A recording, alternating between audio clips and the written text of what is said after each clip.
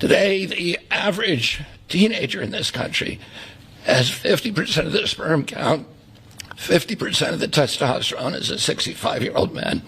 And that's bad, but also our parents aren't having children. Ladies and gentlemen, this is the Dollemore Daily. I'm Garrison Hayes, guest host, filling in for the Jesse Dollemore. And RFK is going viral for being weird. It must be a day that ends in Y. He said a series of very weird things during a press conference just yesterday. We're going to watch it and break it down together, but there's something really, I think, dark at the heart of a lot of this stuff. I'll tell you a little bit more about this in a bit, but I grew up in a very conservative, very health-conscious religious tradition. And so I'll tell you a little bit about that. You're definitely going to want to stick around for that. But first, I want you to watch this clip. Say a few words, Thank you, Mr. President. Thank you for your vision, your commitment to our country. When my uncle was president, the fertility rate in this country was 3.5%. Today, it is 1.6%. The replacement rate, in other words, the amount of fertility that you need in order to keep your population even, is 2.1%. We are below replacement right now. That is a national security threat to our country. And we know why this is happening. And President Trump is addressing the root causes through his MAHA agenda of reducing endocrine disruptors, the exposure to chemicals that decrease fertility. Today, the average teenager in this country has 50% of the sperm count, 50% of the testosterone as a 65-year-old man. I genuinely think he has an unhealthy obsession with teenager sperm count. How do you know? Are you doing the tests yourself, Mr. Secretary? It's weird. It's a little strange. Also, from what I can ascertain, there just is not nearly enough research around this for these conclusions that he's been coming to for quite some time. We could go back and look at old clips. This isn't some new groundbreaking study that just came out, but there is, from what I understand, and I'm no health expert, I'm no public health expert here, but from what I understand, there just is not a vast enough body of work to be able to confirm or to affirm these conclusions. There's something really, really strange about it. To me, it's weird. Our girls are hitting puberty 6 years earlier. Again, not a girl. But from what I understand, girls hit puberty 13 years old, early teenage years, typically, maybe a little earlier, maybe a little later, depending upon who you are. So to hit puberty that number of years earlier, are they hitting puberty at 6? This is why you have to trust the experts. The very thing, mind you, that Secretary RFK Jr. tells you not to do.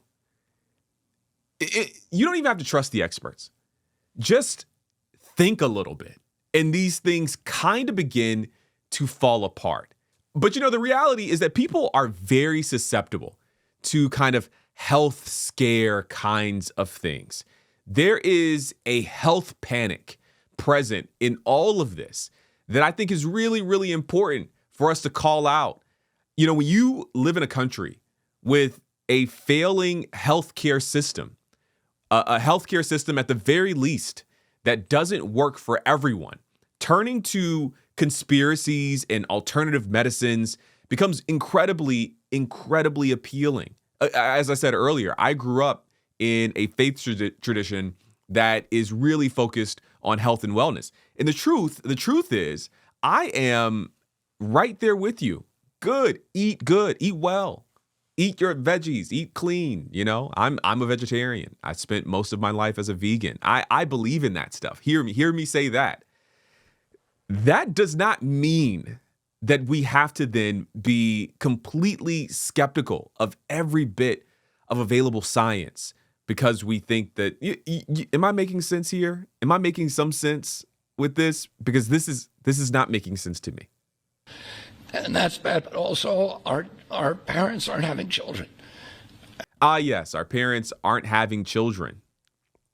The very people who have children aren't having children. Maybe he misspoke. Let's have a good faith conversation here. But even if he misspoke on this front, there are so many other factors at play as to why people aren't having children. In fact, there was a tweet that I want to show you right here. We'll come back to the video, but I want to show you this tweet right here because I thought it made the best possible point around this particular topic. Dr. Michelle Au says, there are many reasons for lower U.S. birth rates, including older first-time parents, cost of living, lack of affordable childcare, and insufficient parental leave. When you talk about root cause analysis, I think that she's making a really great point that there are things at play here. Like the reality of the situation is that a lot of people aren't having kids because they can't afford to have kids. Like the cost of living alone, the cost of childcare is astronomical.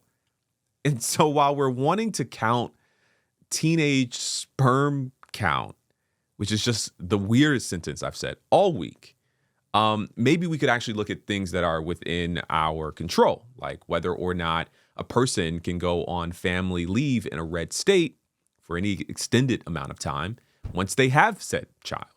Parents who want to have children do not have access. I have 7 children. Yes. The guy who has 7 children as the gold standard of what it means to be a good father. No shade to Pete. Maybe you have 7 kids. That's a lot of children. That's a lot of humans to have. I feel that God has blessed me with that. And I can't imagine how different my life would be if I did not have that blessing. I think all of this stuff is rooted in a kind of politic. There is a kind of core belief that I have that everything is political. So being able to scare you around health stuff is a deeply political action. It kind of is built on the premise that the government or the healthcare industry are untrustworthy. And that is in many ways true. And so I don't intend to necessarily say that there aren't reasons to be skeptical of the government or skeptical of the healthcare industry. Sure. But I think it's important that we pay close attention to what is at the heart, the political messaging at the heart of this. So much of the conservative movement and their ascendance in the last few years, particularly among young people, is this idea that masculinity is in crisis and that conservatives can tell you what a real man is. This manly man who, I guess, apparently, even as a teenage boy, has a very high sperm count. The idea of make America great again, this time way back when things were good, the way that RFK is dovetailing, he's kind of bringing these two ideas together, is to talk about how when his uncle was president, sperm counts were high and birth rates were high because men were men back then. But the reality is that there were a number of things that were high, like a high number of women who did not have the legal capability to get a divorce, or ways in which people couldn't control whether or not they had a child. Birth control and condoms, those things were not high back then. Not a lot of people using those things. They didn't have access. Access to that, not high back then.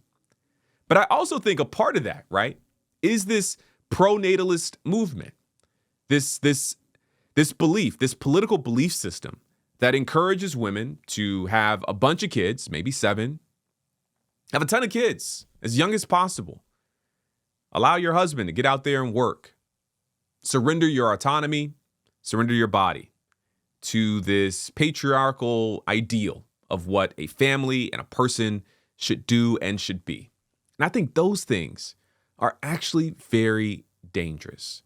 The political messaging underneath it all, even if perhaps you're enticed or drawn towards some of the health messages, the political messages that they're built on top of are incredibly shaky, if not dangerous. Let me know what you think down in the comments. RFK, maybe a little weird. I don't know. That's it for me.